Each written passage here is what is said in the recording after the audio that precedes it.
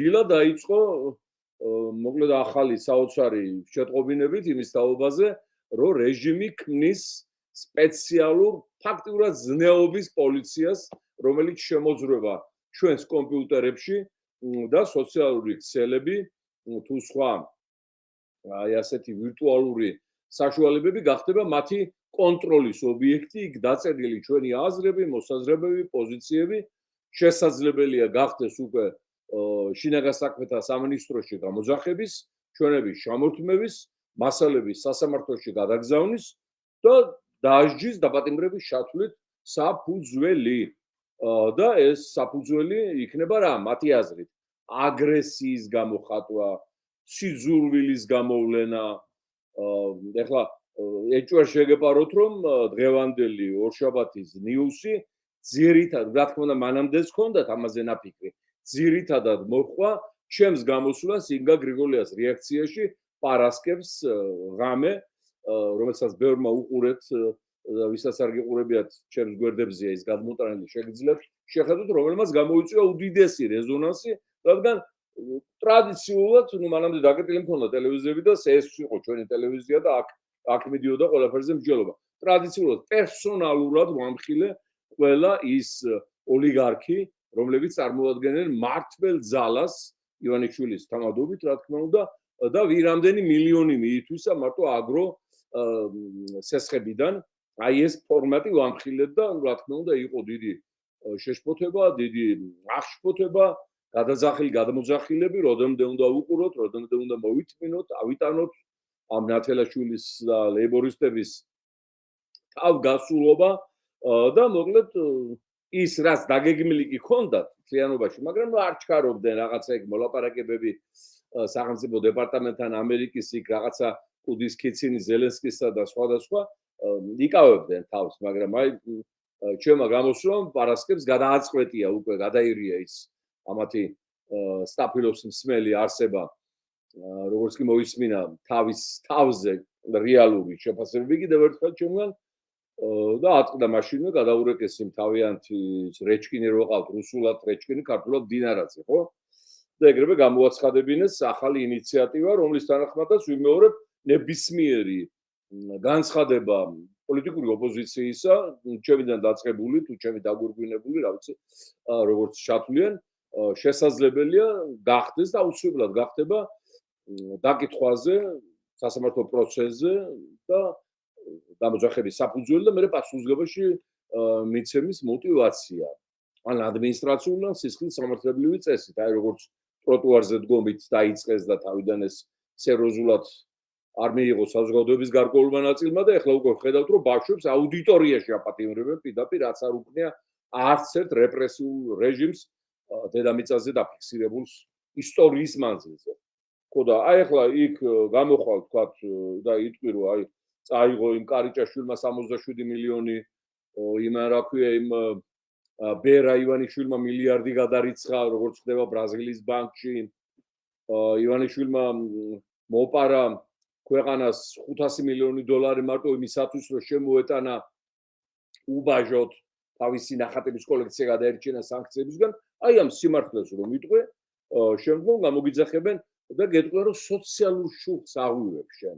შენ აღვივებ შუქს გაჭირვებული, გაატაკებული ქართველი ხალხისა ამ გაზულუქებული მილიარდელების წინააღმდეგ, ეს არის დანაშაული. ხო. თქვათ გამოხვალ, იტყვი რომ დავით გარეჯი ალიევმა წაგვართვა, შერეღებული ძალები შემოიყვანა, ოკუპაცია გააკეთა ტერიტორიის. და არაფერი განსხვავება პუტინსა და ალიევის შორის ამ საერთაშორისო სამართლებრივი ფორმატით არ არის. ამაზე გეტყვიან, რომ აი შენ აღვივებ შუღს, ეროვნულ შუღს მოძმე აზერბაიჯანელებთან. ამ დროს აზერბაიჯანელები არაფერ შუაში არ არის ალიევის ბონაპარტისტულ ტენდენციებთან და მის კორუმპირებულ ოჯახთან. არაფერ შუაში არ არის პიკ. უამრავი აზერბაიჯანელი აქ თავსაშველად ჩამოსული, ისევ ივანიშვილმა, რომელიც არის ალიევის პარტნიორი, კრიმინალური ბიზნეს პარტნიორი, გადასცა დასაჯელად ბაქოს და სამ ფაქტენ თელოსოფ. მაგრამ გეტყვიან, რომ შენ აღვივებ შუღს ამას.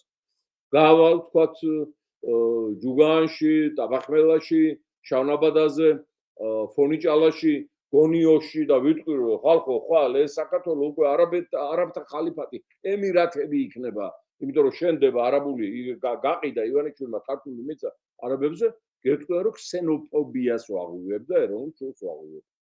გამოვალ ვიტყვი რომ აი ახლა უნდა გავკეთოთ საზღვრები და ბინადრობის მოწმობების გაცემა აიკრძალოს უცხოელებისათვის და შეჩერდეს უნდა ინდუეთ, აზია, პაკისტან, ავღანეთ, აფრიკის ტალღა.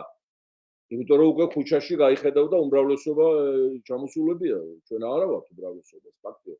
ხო? აი გეტყვიან რომ ასე იგი საკაცობრიო დანაშაულს დაგდებენ, ბრალსო შენ აღვივებ შუღლს მთელ სამყაროსთან და აი ამას აპირებენ ამ ვითომ უნებელი განცხადებით, რაც გააკეთა ამ უსახო ბერიას პროვოკაციამ. ბერიას პროვოკაცია, იმიტომ რომ მარტო პენსეთი გავს ბერიას, დინარაზე. პენსეთი. დანარჩენი ეხლა ის გარდა იმისა, რომ მანიაკი და რეპრესიების გამტარებელი იყო სოფლოში აღარებული მენეჯერი, რომელმაც იმპერიას ატომური იარაღი დაუტოვა და რომელმაც ააშენა მოსკოვის უნივერსიტეტიდან დაწყებული, თბილისის ცირკით გაგრძელებული, მტკვრის ბეტონში ჩასმით დაგურგვინებული და თუ კი რამე არის თბილისში სერიოზული აშენებული, ის გაკეთებულია და დინარაძე მარტო იმორე პენსეთი გავს, პენსიებით გავს და კიდევ ორპირობის სიმბოლოა. ორპირობის სიმბოლო, აგერ გამახსენდა ის 2013 წლის წინანდელი ამბები, თქვენ ხართ ჩემი ბატონი, როგორ წარმოადგენდა ვანო მერაბიშვილის საოჯახო ადვოკატს არსება, სინდის გარეცხილის საშუალო განვითარებამდე თუ არ არის მიცული ყველაფერზე ხელის მომწერი, მეკრთამეობაზე გასამართლებული ოფიციალურად. ნახატების კოლექციონერი, მათხოვარი პრასზე გაზრდილი. პრას ძალიან გასაჭმელია მეც მოყავს. მათხოვარი სულიერი. ეხლა უკვე ნახატების კოლექციას და ბიტკოინების მარაკს ფლობს თან დეკლარაციებს, ასაიდუმლოებს, ან სიმაღლის სახელზე აფორმებს. აი ახლა ეს რო თქვი, ამაზე შეუძლია უკვე დამიძახონ იმ სამართლოში, რომელსაც ქმნიან და ეს ძალიან გავს ირანის ისლამური წესრიგის დაცვის, აი ბასიჯი რო ქვია, ზნეობის პოლიცია, რო ეძებენი ქალს ჩადრი უნდა ეკეთოს და თქვა იქ კაცმა რაღაცა რიტუალები არ უნდა დაარღვიოს, სხვა შემთხვევაში ყურს მოეჭრან, სხვის მოჭრა, დაახლოებით კოპირება, ასლირება მოახდინეს აიათოლების რეჟიმში ბიძინა თოლას მონება და მსახურებმა. ხო და აი ეს დინარაძე ვანო მერაბიო, რომელიც ეძებს ნაცებს ყველგან, ხო? ნაცები ელანდება ყველგან, რომ ეს ნაცია, არ როგორც ჯაყოს ხიზნებში ბრინგა კონტრრევოლუცია, ნინიკა კონტრრევოლუცია და სხვადასხვა, ხო? ეს ცნობილი ისტორიული პასაჟებია. 2013 წელს იყო ვანო მერაბიშვილის ბიძის, დედის ძმის თუმანიშვილის ადვოკატი, რომელიც დაიჭირეს კომპანია ტაო ჰქონდა და მთელი ჯავახეთის და ბორჯომის ხეთყე გაიტანა თურქეთში და გაჭრა. ეს მილიონების საქმე იყო. დაიჭირეს და იმის ადვოკატს წარმოადგენდა ვანო მერაბიშვილის თხოვნით. აი ახლა გაჩვენებთ ნორჩი ყმაწვილი მამუკა მდინარაძის ინტერვიუს ვანო მერაბიშვილის ბიძის დასაცავად და აგერ თქვენ თვითონ განსაჯეთ ვისთან გვაქვს საქმე და ეს მდინარაძე კიდევ ერთ-ერთი ბოროტ მოქმედია იმ სერიოზულ ბოროტ მოქმედებებში, რომლებიც სახელმწიფო სათავეში არიან მოქცეული და ჩვენბედს კი არ წყვეტენ, არამედ ამრუდებენ და ღუპავენ და აქცევენ ქვეყნის მომავალს. აგერ მერაბიშვილის ბიძას ამ ეტაპზე ფინანსური დოკუმენტაციის გაყალბებას ედავება. ლევან თუმანიშვილი ახალციხის წინასწარი დაკავების იზოლატორში რჩება. ფინანსთა სამინისტროს საგამოძიებო სამსახურის თანამშრომლებმა ის ხეთყის უკანონო ჭრის და ყალბის საგადასახადო დოკუმენტების დამზადება გამოყენების ფაქტზე გუშინ აიყვანეს. ბიძის დაკავებას მერაბიშვილი არ გამოხმაურებია. მნიშვნელოვანია უფრო რა აღკვეთის ღონისძიება შეეფარდება. გამოძიება დაადგენს ყველაფერს, ვფიქრობ, ჩვენი ინტერესიც არის მეტწილად ამაში, თუმცა აღკვეთის ღონისძიების საკითხი 70 წელს მიღწეულ მამაკაცისათვის პატიმრობა ჩვენთვის იქნება და ყოველასთვის ალბათ კაცრი აღკვეთის ღონისძიება და არ ვფიქრობ, რომ ეს აღკვეთის ღონისძიება წარადგინება. შემდეგ როდესაც გირაუში იქნება ბატონ ლევანი, გამოძიება დაადგენს და სასამართლო გამოძიებას ვფიქრობ წარმონიება. ვანო მერაბიშვილის ბიძას ამ ეტაპზე იცანით ხო? იცანით ხო ყმაწვილი კაცი ღვანკითელი თაღლით. აი მამუკა მდინარაძე, რომელმაც გააშვებია ვანო მერაბიშვილის ბიძა გამოაძვრინა იმ პასუხისმგებლობიდან, რაც მოიცავდა მილიონობით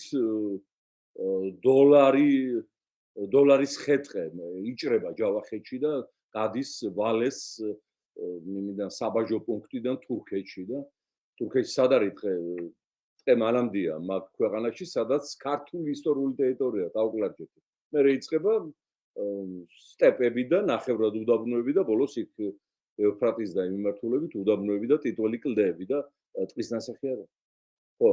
და ეს გამოაშვებინა, რა თქმა უნდა, იმიტომ რომ ვანო მერაბიშვილიც ივანიშვილის მუხლზე იჯდა და მისიც საზრდოობდა მთელი ცხოვრება, ეხლა როგორ არის ჩვენად გაყუჭებული, ქვეყანა დააქცია, აქამდე მიიყვანა ქვეყანა, მისი გაჩაღებულია, მისი ხელით ტარდებოდა ის რეპრესიები, რაც წინა რეჟიმმა გაატარა ხალხის მიმართ და რამაც ხალხს გადააწყვეტინა ივანიშვილისთვის მიემართათ საშველად, ხო წარმოგიდგენთ? მარტო ამიტოა ის რეჟიმი დასაშველი, წინა რეჟიმი, რომ ხალხის იმედი დაიყვანა ივანიშვილამდე, რომელიც გამოდგა მათზე ბევრად უარესი და საშინელება.